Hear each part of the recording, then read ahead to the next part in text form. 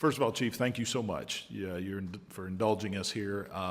I, too, am one who is forward-looking, and as we continue out through this Congress, I'm hoping to engage with you more regularly on how we can work together to improve the U.S. Capitol Police so we can deal with acts of violence, even at our district offices, how we can prepare ourselves, how we can secure this Capitol better, and I'm looking forward to working with you on that.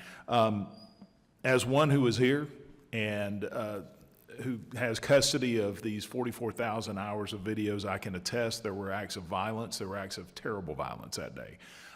Even from what I had seen with my own eyes and through the media, I've seen acts of violence against police officers that I had not seen before. And it was brutal. And it was ugly, and our officers on the line did what they needed to do at the time. I also appreciate your leadership here, where we are now.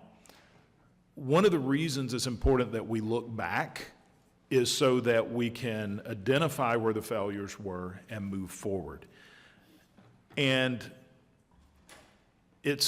our concern is there has been a lack of looking back by previous leadership at Capitol Police. Again, you were not here. You've come on, taken the reins and moving forward. For us to move forward in the right direction, we have to go back and look at history.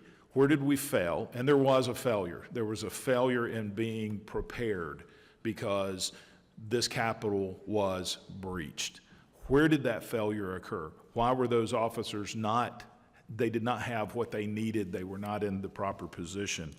And I say that there appears that there has been a lack of interest in going back by previous leadership. As we discussed, the lack of after-action, what I would think would be an appropriate after-action report done by Capitol Police. Yes, there were other entities that did that, but as someone who served in the military in leadership positions, I would be the first one who wanted to look at my own failures and see where did we go wrong.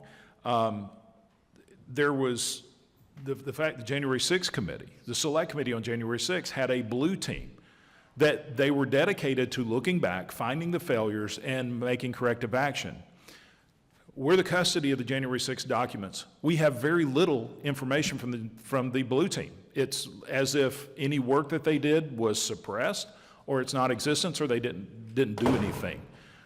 What I'm getting at is, I don't think there's been a real effort to really look at what happened, not to cast blame, but to rebuild in a way that will never happen again. And that is our goal of the Oversight Subcommittee. It's not to cast blame, it's not to point fingers, it's to find out what really happened, look at that in a constructive way moving forward.